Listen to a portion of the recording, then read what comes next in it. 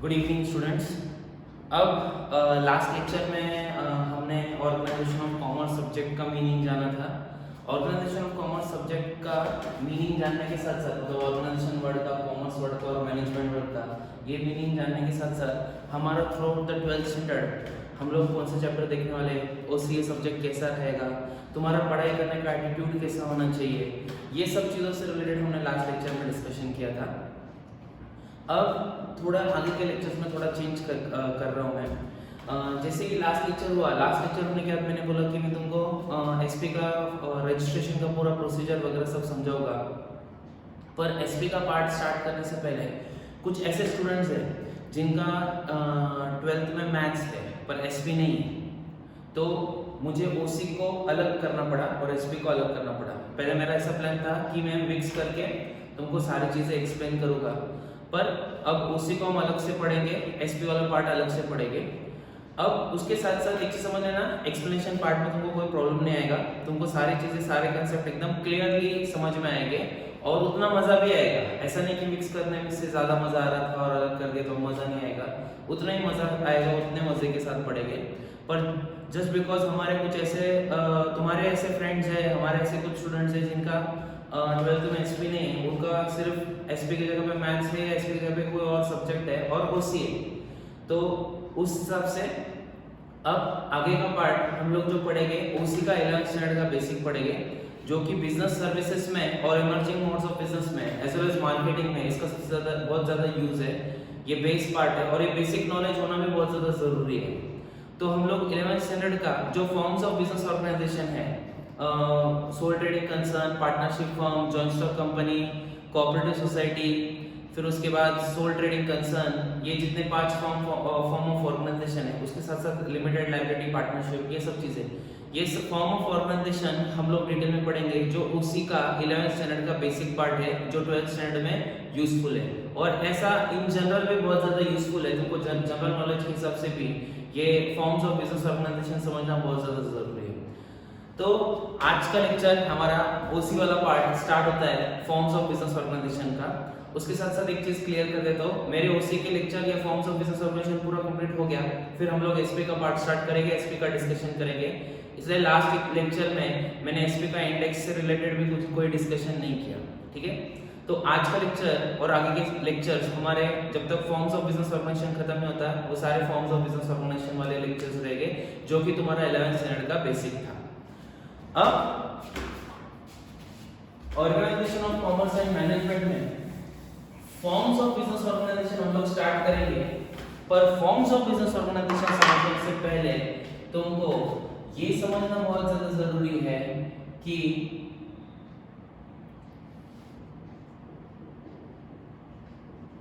Private sector organisation, public sector organisation, इन दोनों का मीनिंग तुमको समझना बहुत ज्यादा जरूरी है। फॉर्म्स ऑफ ऑर्गेनाइजेशन के पहले ये दो चीजें, प्राइवेट सेक्टर ऑर्गेनाइजेशन और पब्लिक सेक्टर ऑर्गेनाइजेशन, बेसिकली यही फॉर्म है, यही फॉर्म में पूरे बिजनेस रन होते हैं इंडिया में और एज वेल एज बहुत से कंट्री में, पर सबके रूल्स हर एक कंट्री वाइज अलग अलग रहते हैं। तो हमारे कंट्री में private sector forms of organisation है और public sector form of organisation है, दो फॉर्म ऑफ ऑर्गेनाइजेशन है और उस फॉर्म ऑफ ऑर्गेनाइजेशन में बहुत सारे वैरायटीज है। अब फॉर्म्स ऑफ ऑर्गेनाइजेशन में प्राइवेट सेक्टर ऑर्गेनाइजेशन और पब्लिक सेक्टर ऑर्गेनाइजेशन, इन दोनों का मीनिंग मुझे बताओ। प्राइवेट सेक्टर ऑर्गेनाइजेशन मतलब क्या होता है और पब्लिक सेक्टर ऑर्गेनाइजेशन मतलब क्या होता है। अगेन जो भी मैं आंसर दूंगा उसके पहले तुम्हारे दिमाग में आ जाना चाहिए कि प्राइवेट सेक्टर क्या और पब्लिक सेक्टर क्या है। अब प्राइवेट सेक्टर ऑर्गेनाइजेशन और पब्लिक सेक्टर ऑर्गेनाइजेशन, इसका मीनिंग जानेंगे। उसमें प्राइवेट सेक्टर ऑर्गेनाइजेशन मतलब क्या है। अब प्राइवेट सेक्टर ऑर्गेनाइजेशन मतलब एक ऐसा ऑर्गेनाइजेशन जो प्राइवेटली ओन्ड है, प्राइवेटली कंट्रोल्ड है और प्राइवेटली मैनेज है। ये तीनों चीजें, ओनरशिप, कंट्रोल और मैनेजमेंट, ये जो भी हो रहा है वो कैसे हो रहा है, privately, privately owned, privately controlled, privately managed. अब पब्लिक सेक्टर ऑर्गेनाइजेशन, अब सबको पता चल गया। जैसे मैंने इधर प्राइवेटली बोला, हर एक के दिमाग में ट्यूबलाइट चल गया और हर कोई ये सोचता रहेगा दोनों में से एक तो गवर्नमेंट था, तो दोनों में से एक गवर्नमेंट था, तो ये तो गवर्नमेंट नहीं, ये तो प्राइवेटली ओन्ड हो गया, तो बचा वो क्या हो गया, गवर्नमेंट वाला ऑर्गेनाइजेशन। तो यहाँ पे क्या आएगा, ओन्ड, ओन्ड के बाद manage as well as controlled. Ownership, management and control, ये तीनों चीजें किसके पास है, ये तीनों चीजें है गवर्नमेंट के पास। तो ये ऑर्गेनाइजेशन हो गया पब्लिक सेक्टर ऑर्गेनाइजेशन। कौन सा ऑर्गेनाइजेशन हो गया, पब्लिक सेक्टर ऑर्गेनाइजेशन। अब थोड़ा आगे बढ़ते हैं। अब तुम्हारे अगर ये आंसर्स करेक्ट आ गए रहेंगे तो मुझे आगे के क्वेश्चन का मेरा आंसर दो। प्राइवेट सेक्टर ऑर्गेनाइजेशन में कौन से फॉर्म्स ऑफ बिजनेस ऑर्गेनाइजेशन आते हैं, पहले इस क्वेश्चन का आंसर। कौन से form of business organisation private sector में आते हैं। मैं तुमको 30 सेकंड्स का टाइम देता हूँ, एनालाइज करो फटाक से कौन से form of organisation private sector में, फटाफट एनालाइज करो कौन से form of organisation private sector में आते हैं। लास्ट 15 सेकंड्स जल्दी, प्राइवेट सेक्टर में कौन से आते हैं। बहुत सारे आते हैं पर बेसिक वाले पार्ट जितने भी तुमको मैंने सिखाया वो सब चीजें आनी चाहिए तुमको। प्राइवेट सेक्टर ऑर्गेनाइजेशन में कौन से फॉर्म ऑफ बिजनेस ऑर्गेनाइजेशन आते हैं। तो चलो, पहला फॉर्म ऑफ बिजनेस ऑर्गेनाइजेशन तुम्हारे सबके मन में आया रहेगा, सोल ट्रेडिंग कंसर्न, या sole trading concern. Second form of organisation तुम्हारे दिमाग में आना चाहिए, पार्टनरशिप फर्म, ये second form of business organisation, second form.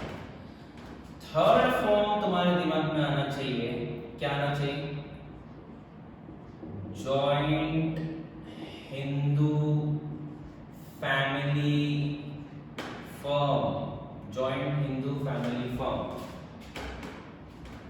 Fourth वाला पार्ट है जॉइंट स्टॉक कंपनी,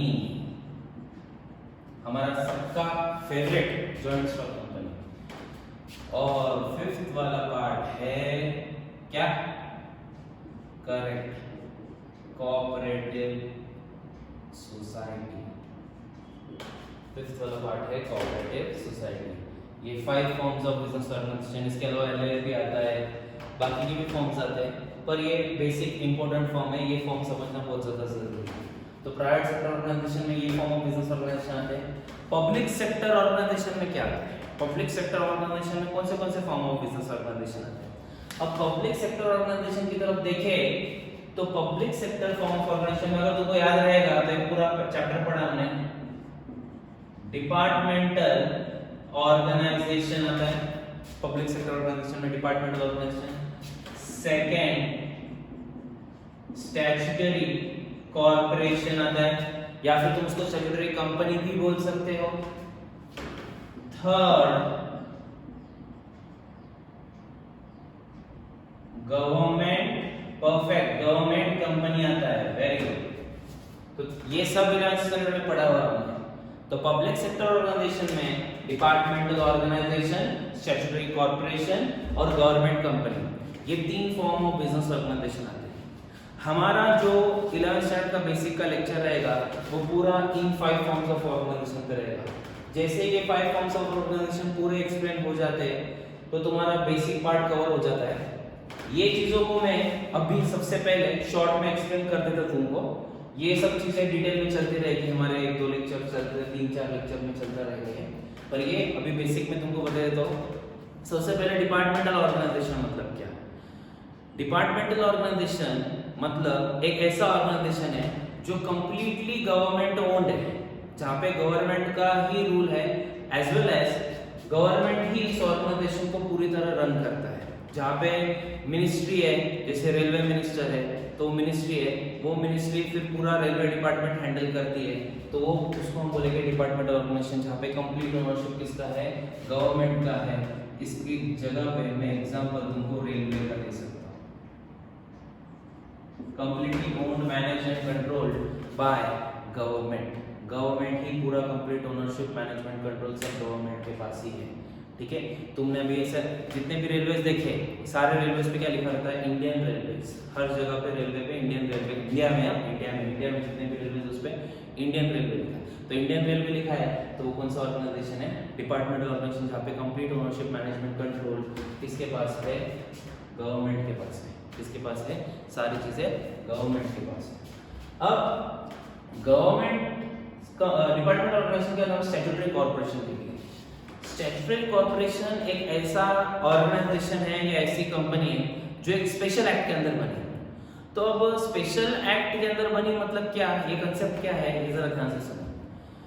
अब बहुत बार ऐसा होता है कि जैसे अभी फॉर एग्जांपल मैं तुमको समझाता हूँ कि बैंकिंग रेगुलेशन एक्ट 1949 उसके हिसाब से सारे बैंक्स अपना ऑर्गेनाइजेशन रन कर रहे हैं।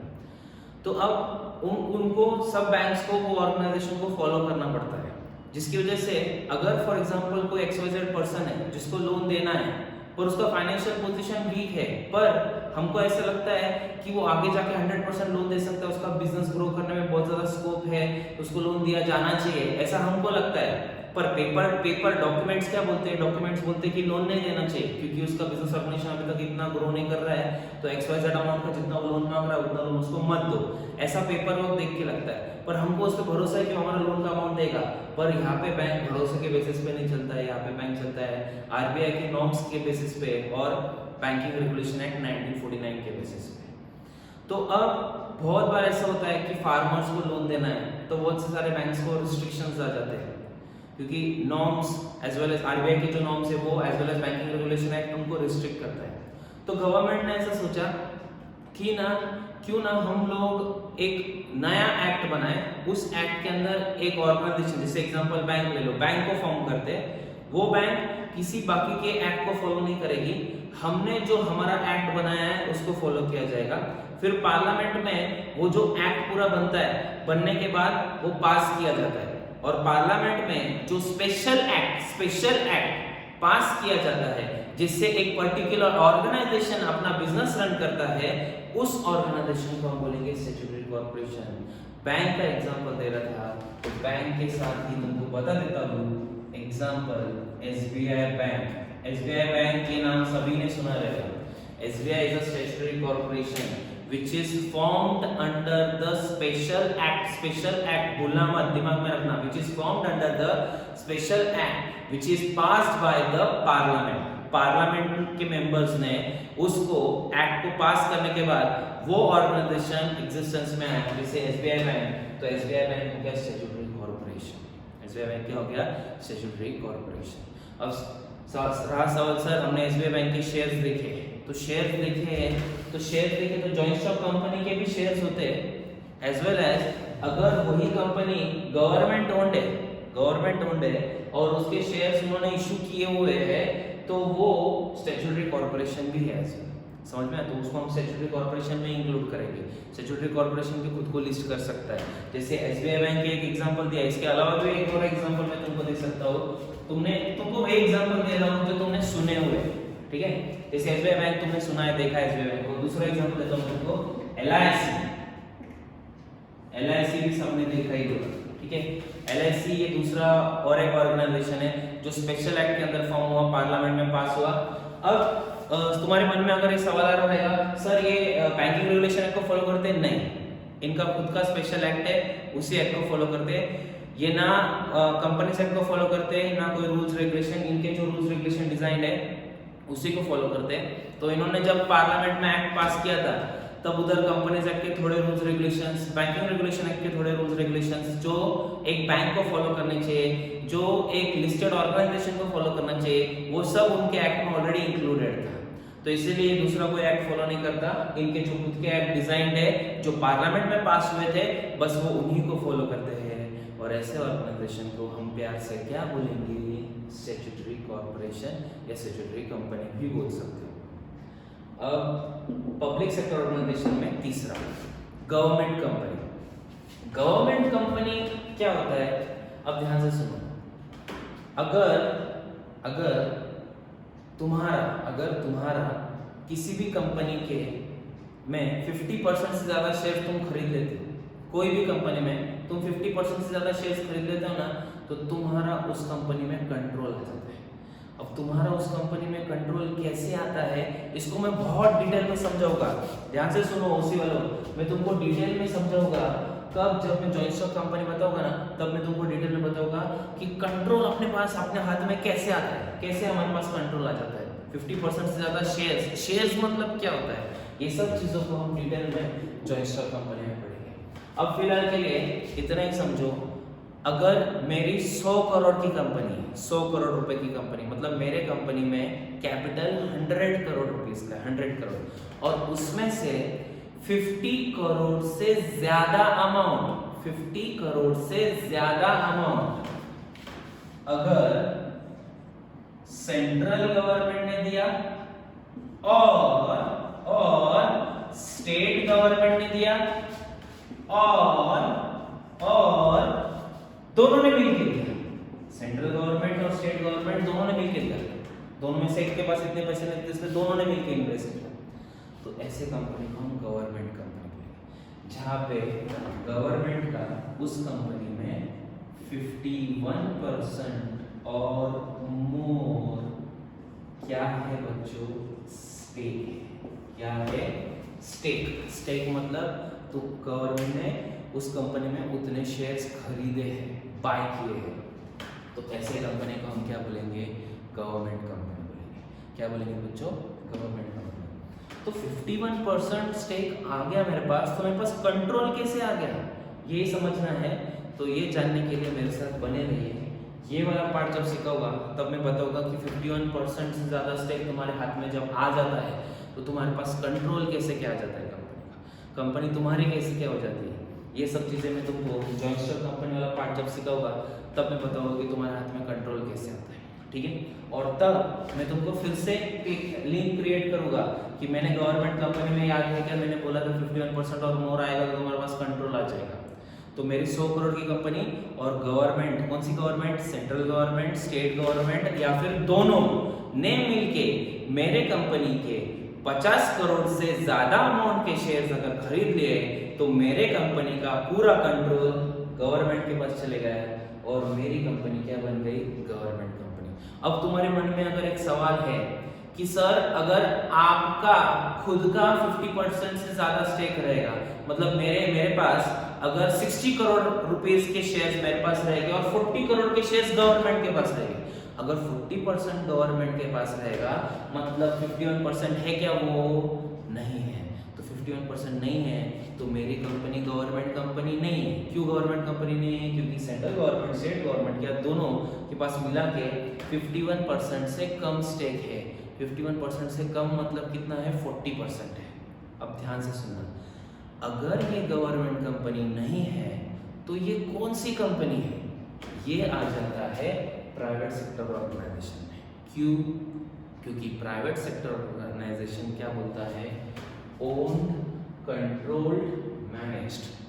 अब 51% से ज्यादा शेयर्स मेरे पास मतलब कंट्रोल्ड बाय प्राइवेटली, तो कंट्रोल्ड बाय प्राइवेट इंडिविजुअल मतलब वो आ गया प्राइवेट सेक्टर ऑर्गेनाइजेशन में जॉइंट स्टॉक कंपनी। समझ में आ रहा है? वो जॉइंट स्टॉक कंपनी होगा।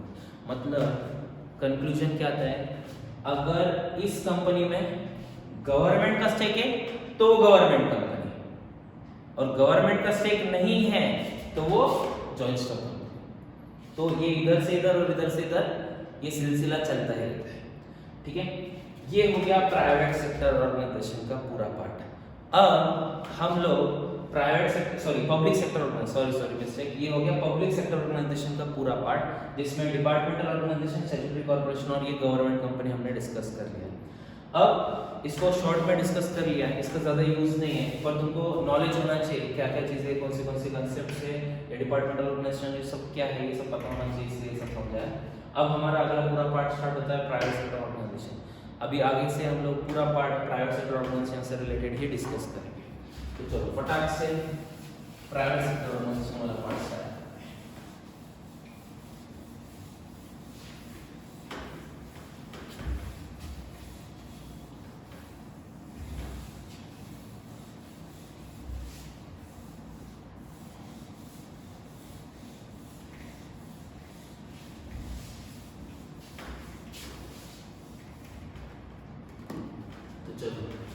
प्राइवेट सेक्टर ऑर्गेनाइजेशन स्टार्ट करते हैं हम लोग। प्राइवेट सेक्टर ऑर्गेनाइजेशन स्टार्ट करते करते हमारा एक स्टोरी रहेगा, स्टोरी फॉर्मेट में हम लोग सब सीखेंगे, ध्यान से सुनना।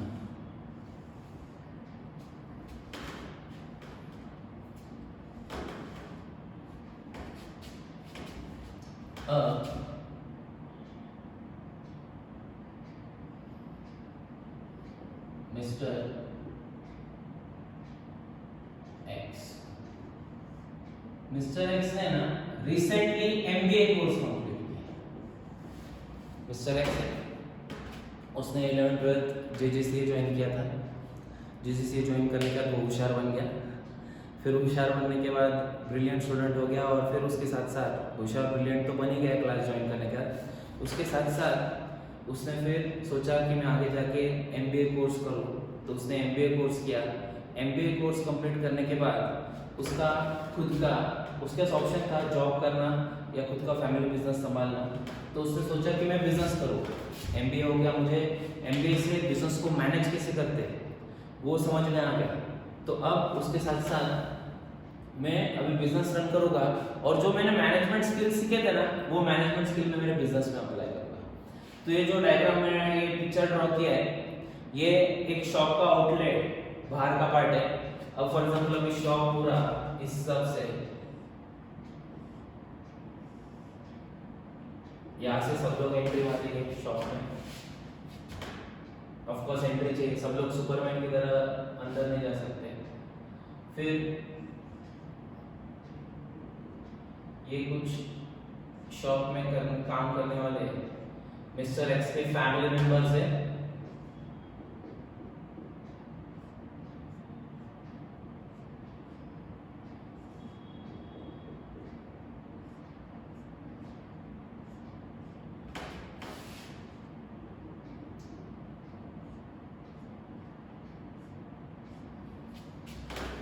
ये मिस्टर एक्स के कुछ फैमिली मेंबर्स हैं, ठीक है। और मिस्टर एक्स ने जैसे कि सोचा, क्या सोचा मिस्टर एक्स ने कि वो फैमिली बिजनेस करेगा। तो अब मिस्टर एक्स समझ लो, एमबीए करने के बाद उसने उसका फैमिली बिजनेस ज्वाइन किया। फैमिली बिजनेस में ऑफ कोर्स फैमिली बिजनेस ये नाम ही इटसेल्फ बोलता है कि उसने फैमिली बिजनेस ज्वाइन किया, जहाँ पे सारे के सारे लोग काम करने वाले कौन है, उसके फैमिली मेंबर्स, ठीक है।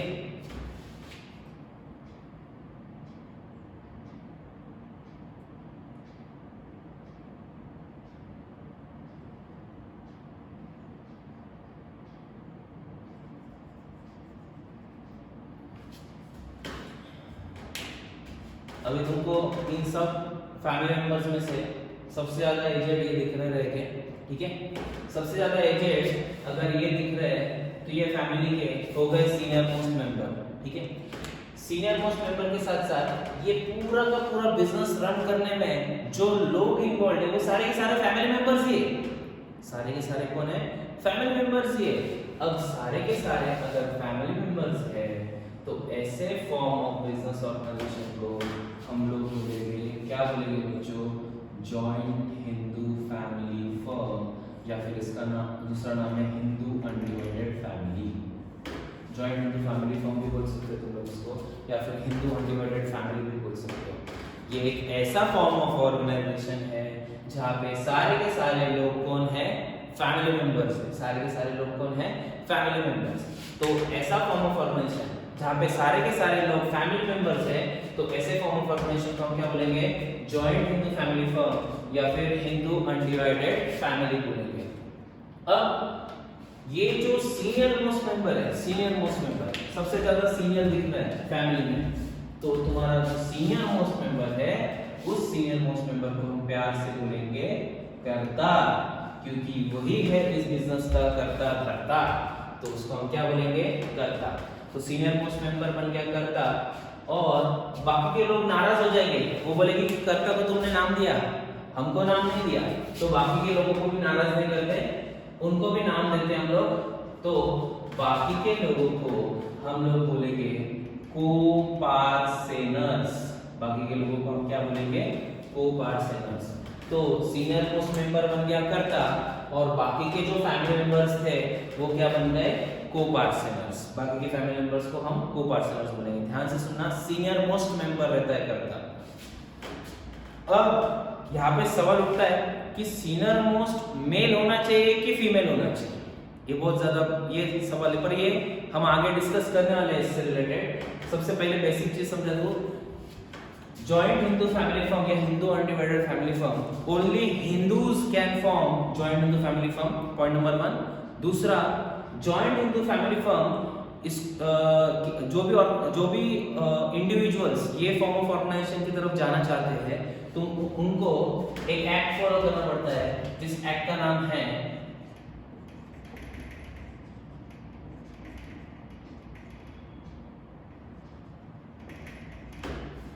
हिंदू सक्सेशन एक्ट 1956 में जो आया था उसको फॉलो करना पड़ेगा। हिंदू सक्सेशन एक्ट 1956, और इसी एक्ट में लिखा है कि जॉइंट हिंदू फैमिली फर्म में जो सीनियर मोस्ट मेंबर रहता है वो करता रहता है, बाकी के लोग को-पर्सनल रहते हैं। जितने भी चीजें बता रहा हूं मैं ये सब इस एक्ट में लिखी गई है, ठीक है। अब उसके साथ साथ ध्यान से सुनना, जब 1956 में ये एक्ट आया था तो उस एक्ट में बोला गया था कि सिर्फ मेल मेंबर्स ही जॉइंट हिंदू फैमिली फर्म को रन करेंगे, only male members. Female members as well as मतलब जैसे कि वाइफ और डॉटर, इनको जॉइंट हिंदू फैमिली फर्म में कोई भी टाइप का कंसिडरेशन नहीं था, उनको इंक्लूड ही नहीं किया जाता था। फिर उसके बाद अमेंडमेंट्स आए, 1994 में आया, 2006 में अमेंडमेंट्स आए। उस अमेंडमेंट में उन्होंने क्लियर किया कि अब से फीमेल मेंबर्स को भी इंक्लूड करेंगे, मतलब फीमेल मेंबर्स को भी जॉइंट हिंदू फैमिली फर्म में इंक्लूड किया गया। पर फीमेल मेंबर्स इंक्लूड तो होगी, पर फीमेल मेंबर्स कर्ता नहीं बन सकते। फिर उसके बाद 2006 में एक और अमेंडमेंट आया जिसमें उन्होंने बोला कि फीमेल मेंबर्स को-पार्टनर बन सकती है, एज वेल एज कर्ता का डेजिग्नेशन भी फीमेल मेंबर्स को कंसिडरेशन में किया जा सकता है। इससे पहले 2006 से पहले भी दिल्ली हाई कोर्ट में भी केस चला जिसमें कर्ता को फीमेल मेंबर को भी कंसिडर करो ऐसा बोला गया था। अब सबसे पहली चीज, कर्ता is a senior most male member of the family ऐसा बोला जाता था, पर अभी फिलहाल के लिए सिर्फ इतना ही समझो कि कर्ता सीनियर मोस्ट मेंबर होता है फैमिली का। वो मेल भी हो सकता है, फीमेल भी हो सकता है, दोनों में से कुछ भी हो सकता है एज पर अमेंडमेंट 2006 के हिसाब से। और को-पर्सनल मेल फीमेल कुछ भी चलेगा। इसमें दो स्कूल ऑफ थॉट्स है, ध्यान से सुनना, दो स्कूल ऑफ थॉट्स है, एक मिताक्षरा, दूसरा दयाभागा। मिताक्षरा बोलता है कि यहाँ पे मेंबरशिप बाय बर्थ मिलती है, जैसे अभी अपना महाराष्ट्र हो गया, महाराष्ट्र में जैसे ही जॉइंट हिंदू फैमिली फर्म में किसी का बर्थ होता है तो तुरंत वो जॉइंट हिंदू फैमिली फर्म का मेंबर बन गया। Membership by birth, whether it is male और फीमेल, मेंबरशिप बाय बर्थ मिलता है। सबसे इंपॉर्टेंट पार्ट ध्यान से सुनना, यहाँ पे फीमेल मेंबर्स में वाइफ को तो इंक्लूड करेंगे ही, as well as unmarried daughters को इंक्लूड करेंगे। अनमैरिड डॉटर्स, क्योंकि शादी होने के बाद जिस घर में जाएंगे उस घर के जॉइंट हिंदू फैमिली फर्म के वो मेंबर्स आएंगे, तो यहाँ पे अनमैरिड डॉटर्स आएंगे और वाइफ्स आएंगे, तो फीमेल मेंबर्स में काउंट होगा। को-पर्सनल, यहाँ पे मेंबरशिप बाय बर्थ मिलता है जिसको हम बोलते हैं मिताक्षरा। मिताक्षरा एक स्कूल ऑफ थॉट है जिसमें लिखा गया है कि Assam, Bengal and some parts of Odisha, ये तीनों जगहों को अगर छोड़ दिया जाए तो पूरे इंडिया में मिताक्षरा फॉलो होता है। मिताक्षरा का मतलब होता है जहाँ पे मेंबरशिप तो मिलेगी, पर कैसे मिलेगी?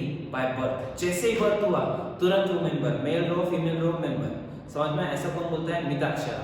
दयाभागा क्या बोलता है? दयाभागा बोलता है कि जब फादर की डेथ हो जाएगी ना, तब जाके तुमको कर्ता या फिर वो मेंबरशिप वाला पोजीशन मिलेगा। मतलब वहां पे मेंबरशिप बाय बर्थ नहीं है, मेंबरशिप कैसी? On the death of father. किधर? दयाभागा में। समझ में? दयाभागा ये जेठालाल वाली दया नहीं है, तो प्लीज उसको कोई एंगल से किधर भी लिंक मत करना, ठीक है? तो दयाभागा मतलब क्या रहता है? जहाँ पे मेंबरशिप मिलेगी, पर कब मिलेगी? फादर के डेथ के बाद। और मिताक्षरा क्या रहता है? जहाँ पे मेंबरशिप मिलेगी, लेकिन कैसे? बाय बर्थ, बर्थ से तुरंत मेंबर।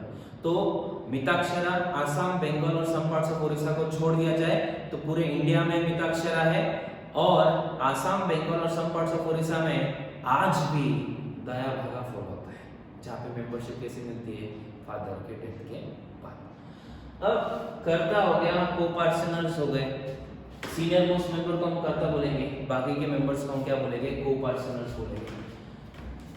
अभी इनके लायबिलिटीज के बारे में डिस्कस करने से पहले तुमको और चीजें बता देता हूँ। जॉइंट विद फैमिली फॉर्म है ना, ये एक ऐसा टाइप का फॉर्म ऑफ ऑर्गेनाइजेशन है जहाँ पे मैं जितना बड़बड़ करूँ, जितना बोलूँ उतना कम है।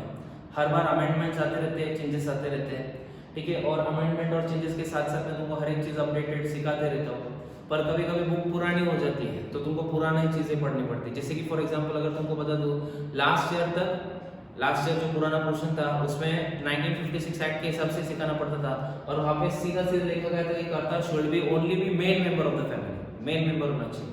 पर जैसे तुमको 2006 वाले अमेंडमेंट भी एप्लीकेबल हो गए, तो ऐसे केस में तुम्हारे इसमें अपडेटेड चीजें आ गई कि मेल भी हो सकता है, फीमेल भी हो सकता है। अब कर्ता ये कंसेप्ट सिखा दिया मैं तुमको। अभी इसके बाद हम लोग है ना इनके लायबिलिटी के बारे में डिस्कस करेंगे। इनकी लायबिलिटी क्या है, मतलब कर्ता की लायबिलिटी क्या है, को पर्सन की लायबिलिटी क्या है, और ये कहाँ तक लायबल है बिजनेस रन करने में, ये सब चीज़ों का डिस्कशन करेंगे।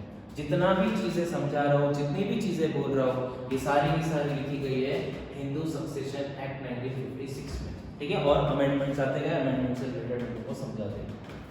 अब कर्ता और को पर्सनल इनके बारे में समझाता हूँ मैं तुमको। मिताक्षरा दया भागा ये मैंने समझा दिया तुमको। जॉइंट हिंदू फैमिली फॉर्म क्या होता है, ये पहला फॉर्म ऑफ ऑर्गेनाइजेशन जो हमने सीखा जहाँ पे सारे के सारे लोग फैमिली मेंबर्स ही रहेंगे।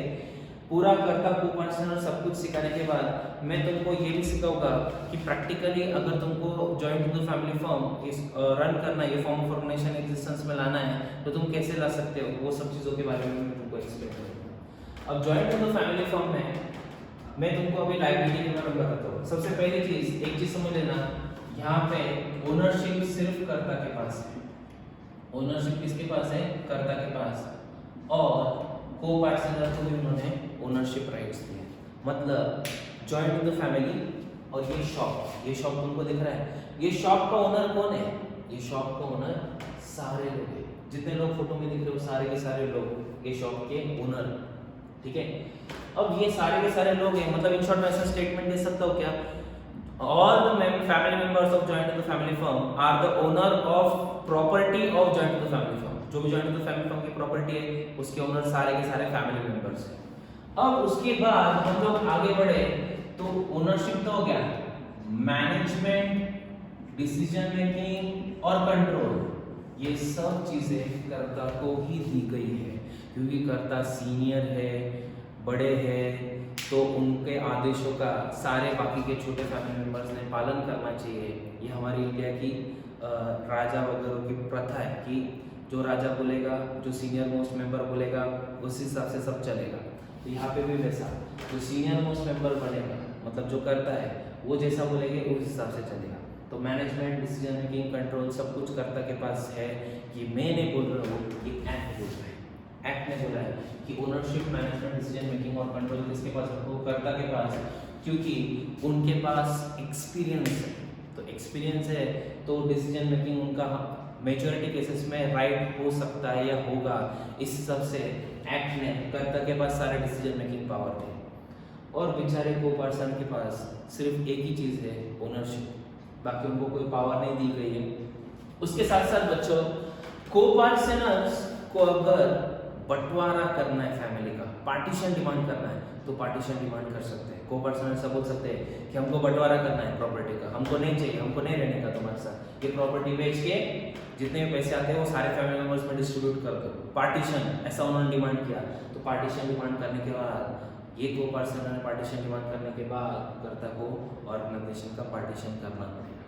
तो इनके पास एक और राइट है कि वो पार्टीशन डिमांड कर सकते हैं। और ओनरशिप राइट है, सिर्फ ओनरशिप राइट है। मैनेजमेंट, मैं डिसीजन लूँगा, मैं कंट्रोल करूँगा, ये सब कोई भी राइट को पर्सनल को नहीं दी गई है। मतलब किसी भी टाइप का डिसीजन को पर्सनल नहीं ले सकता। अब हम लोग आगे बढ़ते हैं लायबिलिटी की तरफ। लायबिलिटी ये पार्ट क्या है ये समझने से पहले तुमने 11th स्टैंडर्ड में फाइनल अकाउंट देखा रहेगा। तो फाइनल अकाउंट देखा रहेगा तो उसके साथ साथ तुमने बैलेंस शीट भी देखा रहेगा। तो ये फॉर एग्जांपल बैलेंस शीट है, ये लायबिलिटी साइड, ये एसेट साइड है। ये लायबिलिटी साइड, ये एसेट साइड, इस ऑफ कोर्स यही ना। बैलेंस शीट में ये बैलेंस शीट है जॉइंट हिंदू फैमिली फर्म की balance sheet. Joint Hindu family firm के बारे में छोड़ो, ठीक है। यहाँ पे मैं कुछ चीजें लिखता हूँ, जरा ध्यान से देखो। ये जॉइंट हिंदू फैमिली फर्म ने कुछ अमाउंट का लोन लिया था, ठीक है। लोन लिया था एक एसबीआई बैंक से और एक फॉर एग्जांपल आईसीआईसीआई बैंक से, दो बैंक से लोन लिया था। एसबीआई बैंक से 30 लाख रुपीस का लिया था, आईसीआईसीआई बैंक से 40 लाख रुपीस का लिया था। टोटल लोन अमाउंट उनका 70 लाख रुपीस का था। टोटल लोन अमाउंट कितने अमाउंट का था उनका? 70 लाख रुपीस का लोन था। फिर यहाँ पे उनका शॉप है, मतलब प्रॉपर्टी है, ये शॉप बिजनेस, ये फॉर एग्जांपल ये 50 लाख रुपीस का है। और उनका लैंड एंड बिल्डिंग है एक और, जो जॉइंट फैमिली फर्म के नाम पे है, वो है 70 लाख रुपीस का, ठीक है। वो कितने अमाउंट का है? 70 लाख रुपीस का। और इनकी थर्ड पार्टी लायबिलिटी भी है, मतलब क्रेडिटर्स का पैसा वगैरह वगैरह वगैरह वो सब है 70 लाख रुपीस का, ठीक है। वो सब कितने अमाउंट का है? 70 लाख, मतलब टोटल 1.4 करोड़ का इनका लायबिलिटी, 1.4 करोड़ का क्या है? लायबिलिटी। और सामने एसेट्स देखोगे तो उनके दो एसेट्स और बाकी के भी एसेट्स हैं, सब एसेट्स नहीं लिखे मैंने, तो 1.2 करोड़ के हैं। इसके साथ साथ एक और बैलेंस शीट में ड्रॉ करता हूँ, ये बैलेंस शीट में ड्रॉ करता हूँ कर्ता की बैलेंस शीट। यहाँ पे लायबिलिटी है, यहाँ पे एसेट्स है। यहाँ पे कर्ता का फ्लैट दिख रहा है 50 लाख रुपीस का। और एक और बैलेंस शीट हमारे को पर्सनल विचारों की,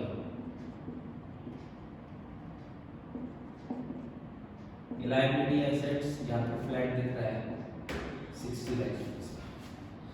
अब ध्यान से सुनना, यहाँ पे 1.4 करोड़ का लायबिलिटी है, लोन है। यहाँ पे 1.2 करोड़ का ही प्रॉपर्टी है। यहाँ पे 50 लाख का प्रॉपर्टी, यहाँ पे 60 लाख का प्रॉपर्टी। डिसीजन मेकिंग किसके पास है? डिसीजन मेकिंग है कर्ता के पास, मैनेजमेंट कर्ता के पास, कंट्रोल कर्ता के पास। अब अगर गलत डिसीजन लिए गए और उसकी वजह से बहुत ज्यादा नुकसान हो गया, डिसीजन गलत किसने लिए? कर्ता ने, तो भुगतेगा कौन? कर्ता। को पार्टनर बिल्कुल भी नहीं भुगतेगा, उसके पास क्या सिर्फ ओनरशिप, उसके पास डिसीजन मेकिंग पावर है क्या? नहीं। तुमने उसको डिसीजन मेकिंग पावर दी क्या? नहीं। तो अगर गलत डिसीजन कर्ता ले रहा है तो भुगतेगा कौन? कर्ता ही भुगतेगा।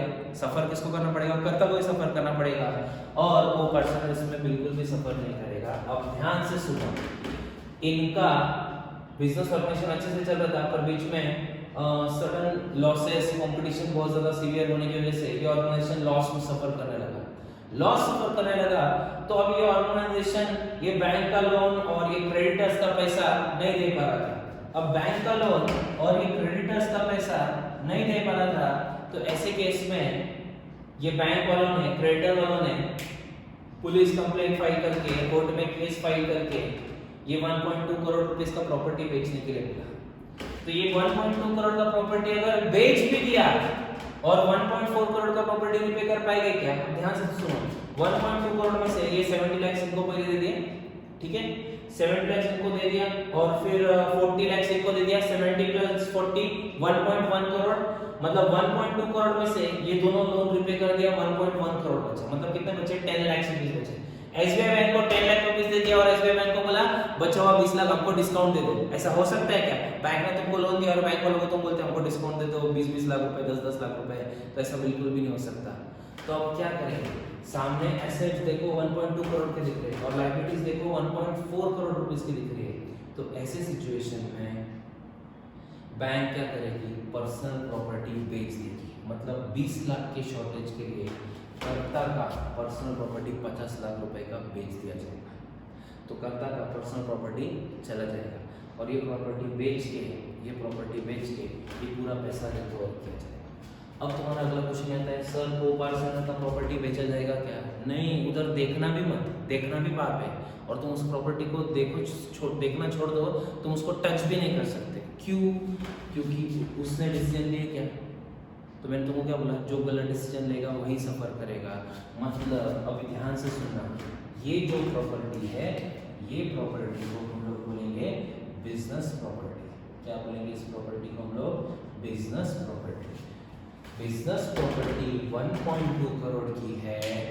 बिजनेस प्रॉपर्टी 1.2 करोड़ की है और सामने लायबिलिटी कितना है? 1.4 करोड़ का। ठीक है, मतलब बिजनेस प्रॉपर्टी इनसफिशिएंट है ये अमाउंट पे करने के लिए। चलो ये पूरे अमाउंट को, ये जितना भी अमाउंट है 1.4 करोड़ का, हम इसका बोलते हैं थर्ड पार्टी लायबिलिटी। तो business property is insufficient to pay third party liability, तो ऐसे केस में हमने पर्सनल प्रॉपर्टी, किसकी पर्सनल प्रॉपर्टी? कर्ता की पर्सनल प्रॉपर्टी अटैच कर दी और वो एसेट्स हमने बेच दिए। अब तुम्हारे मन में ये डाउट आता रहेगा, अभी तुम्हारे मन के सारे डाउट्स निकलता हूं मैं, ध्यान से। 1.2 करोड़ यहाँ पे है और यहाँ पे 1.4 करोड़ है। सर यहाँ पे 2 करोड़ होता तो क्या करते हैं? अब ध्यान से सुनो, अगर तुम्हारा क्वेश्चन यहाँ पे 2 करोड़ होता है, अभी ध्यान से सुनो, 2 करोड़ में से 1.2 करोड़ चले गए, मतलब 80 लाख रुपीस बचे। 80 लाख रुपीस बचे और यहाँ पे 50 लाख, 80 लाख बचे और यहाँ पे कितना है? 50 लाख। तो 50 लाख रुपीस दे दिया, तो रिमेनिंग 30 लाख का क्या करने का सर? 30 लाख तो हमको को पर्सनल से मांगना ही पड़ेगा ना? नहीं, मैं तुमको पहले ही बोला है, को पर्सन की तरफ ना तुमको गलती से देखना भी नहीं। अब ध्यान से सुनना, बैंक जब कभी लोन देता है तब वो कोई ना कोई एसेट गिरवी रखता है, फिर ही लोन देता है। अब अगर एसेट 1.2 करोड़ और 50 लाख 1.7 करोड़ के एसेट्स है, तो बैंक उसके सामने 2 करोड़ का लोन दे ही नहीं सकता। तुमको एक जनरल नॉलेज के लिए बता देता हूँ, अगर तुम्हारे पास प्रॉपर्टी 2 करोड़ की है, प्रॉपर्टी कितनी की है? 2 करोड़ की, तो बैंक उसका 70 to 75% ही तुमको लोन प्रोवाइड करता है। तो 2 करोड़ की प्रॉपर्टी तुमको 1.4 करोड़ का ही लोन मिल सकता है। ज़्यादा से ज़्यादा तुम्हारा अच्छा पहचान रहेगा बैंक में, और बैंक में नॉर्म्स रूल्स रेगुलेशन ज़्यादा स्ट्रिक्ट नहीं रहेंगे, या तुम कोऑपरेटिव सोसाइटी में जाते रहोगे तो वहाँ पे तुमको 1.5 करोड़ भी मिल सकता है। पर तुमको 2 करोड़ की प्रॉपर्टी के बदले 3 करोड़ का लोन ऐसा कभी नहीं मिल सकता।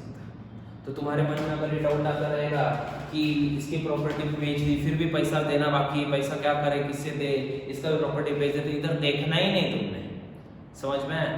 और इन केस बैंक वालों ने जो प्रॉपर्टी गिरवी रख के लोन ले लिया, अब ये क्रेडिटर है, क्रेडिटर थोड़ी ना पूछता है तेरी प्रॉपर्टी कितनी है, तेरी प्रॉपर्टी गिरवी रख, वो तो अनसिक्योर्ड हो गया पूरा। तो अब क्रेडिटर अगर 30 लाख रुपए का नुकसान होता है तो क्रेडिटर को उसको बैड डेट ट्रीट करना पड़ेगा और कर्ता हो जाएगा इंसॉल्वेंट। कर्ता क्या हो जाएगा? इंसॉल्वेंट, और क्रेडिटर को पूरा 30 लाख रुपीस का बैड डेट ट्रीट करना पड़ेगा। ये प्रॉपर्टी की तरफ देखना भी मत।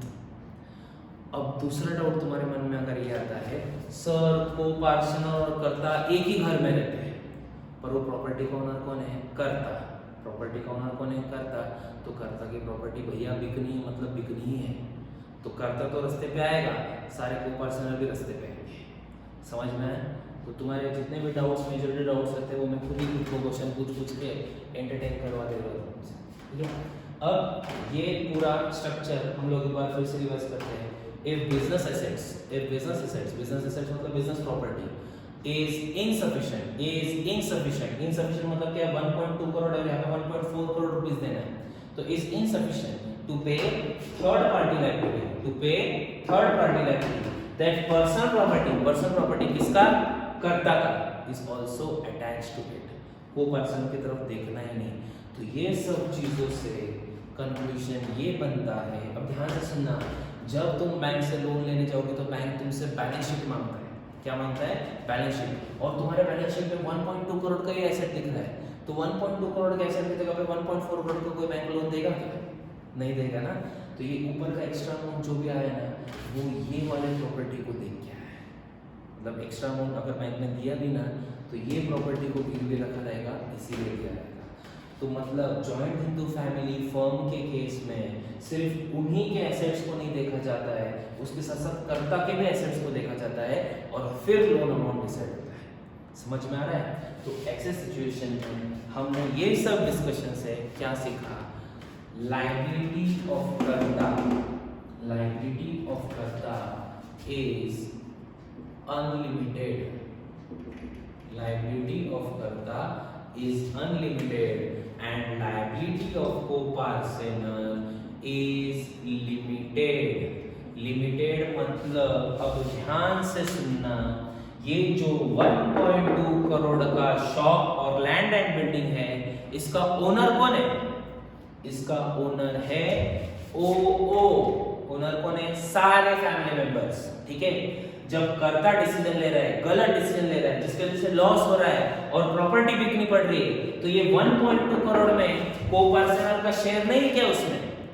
अगर मान लो लोन वगैरह नहीं रहता और बिजनेस बंद करना रहता और प्रॉपर्टी बेच देनी पड़ती, तो प्रॉपर्टी बेचने के बाद सारे लोगों में जब पैसे डिवाइड होते हैं तो को-पार्सनर को पैसे नहीं मिलते क्या? को-पार्सनर को पैसे मिलते ना। तो अब अगर को-पार्सनर को पैसे मिलते हैं, मतलब इस प्रॉपर्टी में को-पार्सनर का शेयर है, और जब तुम ये प्रॉपर्टी बेच के ये अमाउंट रिपे करने जा रहे हो, तब को-पार्सनर बेचारों ने कुछ बोला इसमें, मतलब को-पार्सनर का लायबिलिटी लिमिटेड तो है, पर कहाँ तक लिमिटेड है? Limited up to their share in business assets. Limited up to their share, share मतलब sharing in the business assets of joint Hindu family firm. In the business assets of joint Hindu family firm, मतलब यहाँ पे coparceners का liability limited है, पर limited up to the business assets of joint hindu family firm, up to their share in business assets of joint hindu family firm। तो फटाफट conclusion की तरफ आते हैं। लायबिलिटी ऑफ कर्ता अनलिमिटेड। अनलिमिटेड मतलब क्या? बिजनेस प्रॉपर्टी तो जाएगा, उसके साथ साथ उसका ये जो पर्सनल प्रॉपर्टी ना, फ्लैट जो कि उसका कौन सा प्रॉपर्टी है? पर्सनल प्रॉपर्टी, ये भी जाएगा। समझ में? तो लायबिलिटी ऑफ कर्ता इज अनलिमिटेड। अब ध्यान से सुनना, एग्जाम में या फिर इन केस तुम कहीं पे ये पार्ट आता है, तो जॉइंट हिंदू फैमिली फर्म का कभी लायबिलिटी नहीं रहता है। General knowledge point of view भी याद रखना, बिजनेस ऑर्गेनाइजेशन का कभी लायबिलिटी नहीं रहता है। लायबिलिटी हमेशा ओनर्स का रहता है, ओनर्स का। तो liability of joint Hindu family firm is, तो तुम लिमिटेड चिल्लाओगे, अनलिमिटेड चिल्लाओगे तो गलत चिल्ला रहे हो, चिल्लाना बंद कर दो। लायबिलिटी हमेशा कर्ता और को-पार्सनर का रहता है। तो अनलिमिटेड लायबिलिटी मतलब क्या?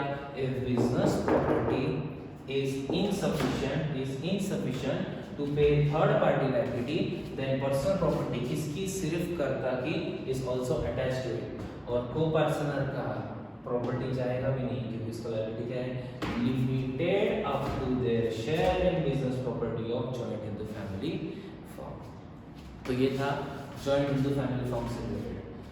अब हम लोग आगे का पार्ट डिस्कस करते हैं। जॉइंट हिंदू फैमिली फर्म के बारे में तो मैंने तुमको बहुत सारी चीजें समझा दी, जॉइंट हिंदू फैमिली फर्म क्या है। इसके साथ साथ अब हमारी स्टोरी थी मिस्टर एक्स की।